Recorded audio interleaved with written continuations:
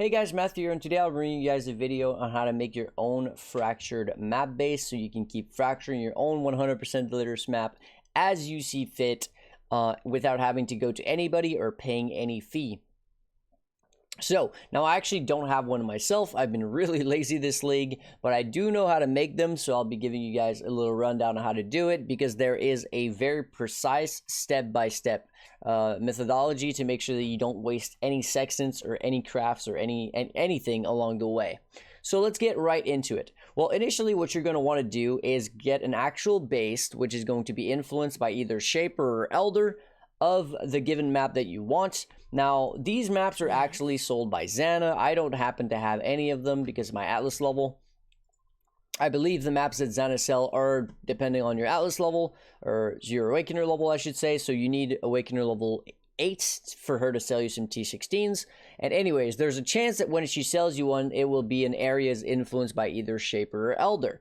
So alternatively, if you don't want to have to wait or spam your Xana until she pops up with one of the maps that you care for, you can always buy them.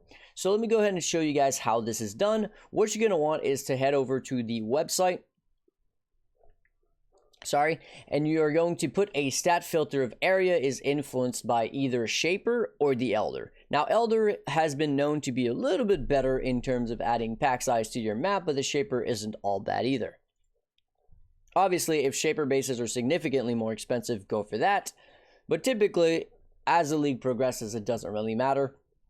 Anyways, let's keep going. Next, you're going to put a knot in there, and you're going to put a knot with map is occupied by any of the 4 guardians, or all 4 guardians, I should say, so that whenever you actually go ahead and look for this map, you will see that it doesn't say area is occupied by, which it would normally do for any other guardian map.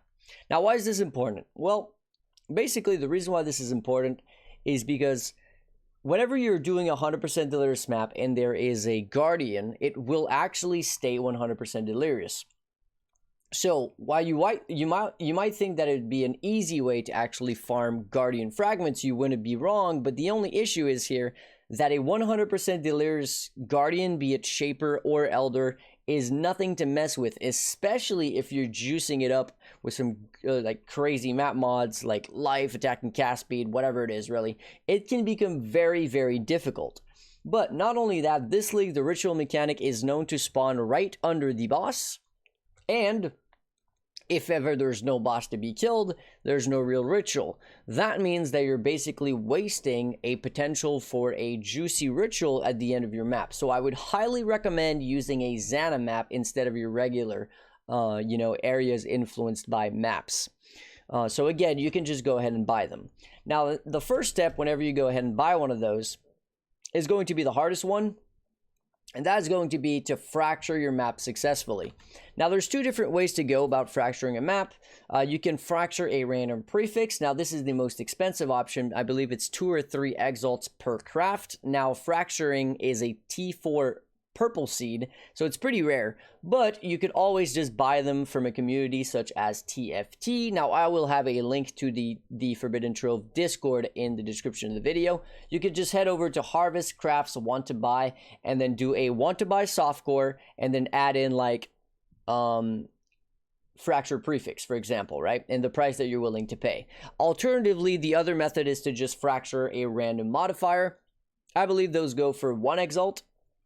But instead of being a 1 in 3, it's a 1 in 5 chance because you need 5 affixes on the item and it's going to fracture any of them at random. So it's not a great, it's not great. Now, let's just say that you go through a couple of these maps and you get lucky and now you actually get the proper fracture to show up.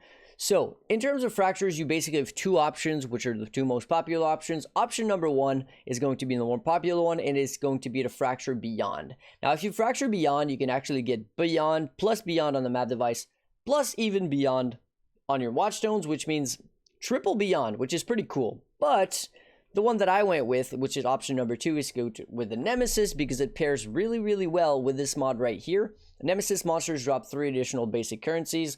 Just off of this today, I've dropped multiple exalts, so it really is up to you which one you want to go with. All right, So once you fracture the one that you want to go with, be it Beyond or Nemesis, you're ready to go to the next step. The next step is going to be to get 35% quality on your map. Now this is going to be done by Betrayal. With Betrayal, if you have Mr. Hillock in the intervention, you can actually add map quality upwards of 35% quality if you have him at rank 3 in, again, the intervention. You can see that here. So all you have to do is get your get your Hillock into intervention at level 3, and then you can get 35% quality on your base. Alternatively, again, you can always buy the 35 quality bench from another player. You could use, for example, a Discord community like TFT, or one of your buddies or whatever. Is really up to you. Now, I wouldn't trust random people, because if you have the map successfully fractured, it will have a pretty decent value of multiple exalts by that fact alone. Now, once you have the quality, the next thing you want to do is get the does not consume sextant uses. Now, it's actually really important to get does not consume sextant usage before you actually go ahead and put your Delirium Orb, because if you put your Delirium Orb on the map beforehand, it is actually going to remove those Delirium Orbs, whenever you go ahead and add in the does not consume sextant charges. So pretty important that you go ahead and put that on before. Now, does not consume sextant usage is a yellow T3 seed, so it's not incredibly rare, but it is still rare. I have yet to see even one of them out of all the harvests that I've done this league. So again, you could buy from another player. I believe it goes for 1 exile for the does not consume sextant charges, but it's pretty worth it in my opinion. Because, some of these sextants are very, very hard to roll. For example, Beyond, Alva, obviously the Poison one's not too bad, but the Nemesis one is also pretty rough. So having this does not consume sextant charges allows you to just run the map over and over and over for the same one, and never have to worry about sextants, which allows you to sell those sextants, which, guess what, actually hold a decent bit of value, especially if you're farming these maps. They drop a lot. And then finally, you're going to go ahead and decide which one of the Delirium Orbs is your favorite and slap your map with 5 of them. In the end, you're going to have a fractured map with whatever Beyond or Nemesis you went with, all your 5 Delirium Orbs, your does not consume sextant charges, and the map is going to be influenced for more pack size with the 35 quantity, and that is pretty much how you get yourself a base. Now, it is going to be very important to never run this base. Anytime you run this base, well, you got to make a new one. That's bad. You don't want that to happen. So what you're going to do here at that point is fracture this base over and over and over again. And that what you're going to use here are fractured fossil. I don't have any left because I used all of mine.